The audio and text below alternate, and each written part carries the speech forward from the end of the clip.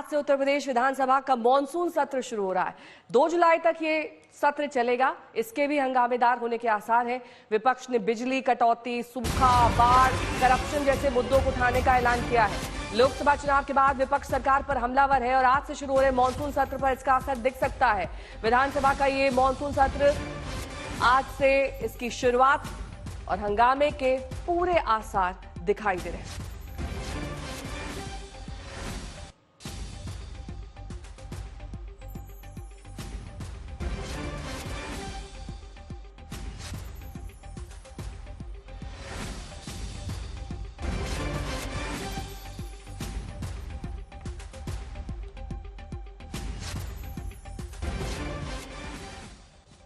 तो आपको दिखा देते हैं कि 2 अगस्त तक चलने वाले सत्र में विपक्ष का क्या एजेंडा रहने वाला है। कल यूपी का अनुपूरक बजट आएगा, इसको लेकर विपक्ष हमलावर रहेगा। 10 से ज्यादा अध्यादेश पास होने की इस सत्र में उम्मीद जताई जा रही है। साथ ही अघोषित बिजली कटौती का बिल लाया जा सकता है। सूखा और बाढ़ ये मुद्दा हो सकता है, इस मुद्दे पर भी हंगामा हो सकता है। यूरिया की किल्लत ये एक बड़ा विषय हो सकता है विपक्ष के लिए। कानून व्यवस्था उत्तर प्रदेश में, इसको लेकर भी विपक्ष लगातार हमलावर रहता है। भ्रष्टाचार एक अहम मुद्दा जिसको लेकर विपक्ष अपनी आवाज बुलंद करेगा। किसानों की समस्याएं, महंगाई, बेरोजगारी, ये तमाम मुद्दे इस बार विधानसभा में हावी रहने वाले हैं। वहीं कांवड़ यात्रा पर जो विवादित फरमान यूपी सरकार की ओर से आया था, वो एक बेहद अहम विषय के तौर पर सामने आ सकता है। इस समय प्रदेश में विद्युत के लिए हाहाकार मचा, साथ ही साथ कानून व्यवस्था का समाज बात आप देख रहे हो। पुलिस ही पुलिस को गिरफ्तार कर रही है। इसके माने हैं भ्रष्टाचार चरम सीमा पर है। तो भ्रष्टाचार भी एक मुद्दा है। किसानों की समस्या है, उनको बाढ़ की समस्या है, बेरोजगारी की समस्या है। निश्चित तौर से मजबूती से विपक्ष लड़ेगा और विपक्ष अपनी बात मनवाएगा लड़कर, क्योंकि आज ये सरकार सुनने वाली नहीं है। ये गूंगी बहरी सरकार, लड़कर विपक्ष के लोग अपनी बात को मनवाएंगे। निश्चित आम जनता हित की बात है। लोगों के घर गिराए जा रहे हैं, लोगों के होटल गिराए जा रहे हैं, लोगों की खड़ी फसल पर पूरे के पूरे ट्रैक्टर चलाई जा रही है। बनारस में भी एक मोदी का खिलाफ उन लोगों ने हमारा साथ दिया, तो वहां पर मोदी जी ने पूरा होटल गिरवा दिया।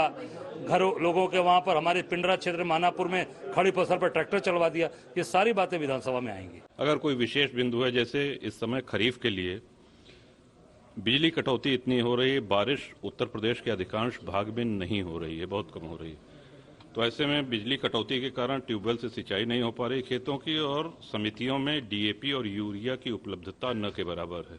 इस बिंदु को हमने कहा है, इसको हाउस में भी उठाएंगे। सभी दलीय नेताओं ने अपनी अपनी बात एक ही स्वर में कहा, सभी लोगों ने, कि सदन शांतिपूर्ण चले और सदन चर्चा का विषय रहे। जो जनता के मुद्दे हैं उस पर चर्चा हो। कुमार अभिषेक मेरे सहयोगी इस वक्त जुड़ गए हैं तमाम जानकारी के साथ। बहुत सारे विषय हैं कुमार अभिषेक, लेकिन कांवड़ यात्रा पर जो फरमान यूपी सरकार द्वारा दिया गया वो प्रमुख तौर पर सामने आएगा और कहीं ना कहीं ये सरकार के लिए गले की फांस बन सकता है। बिल्कुल, विपक्ष हर मुद्दे पर घेरने की कोशिश करेगा। पहली बात तो बता दूं कि पहली बार होगा जब अखिलेश यादव कम से कम इस बार नेता विपक्ष के तौर पर नहीं होंगे। माता प्रसाद पांडे ये नेता विपक्ष के तौर पर होंगे, यानी कि योगी जी के सामने अब माता प्रसाद पांडे दिखाई देंगे।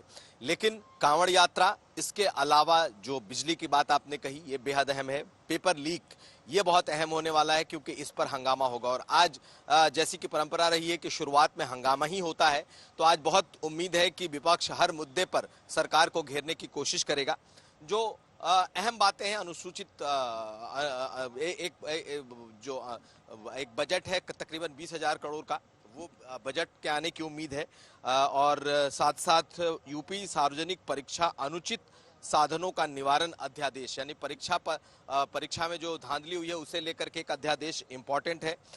इसके अलावा आपराधिक विधि संशोधन अध्यादेश, इसके अलावा देखा जाए तो यूपी राज्य राजधानी क्षेत्र एवं अन्य क्षेत्र अध्यादेश, यानी कि जैसे एनसीआर है उसी की तर्ज पर एससीआर का अध्यादेश। तो कुल मिलाकर के 5 दिनों का यह सत्र है, 2 अगस्त को खत्म होगा।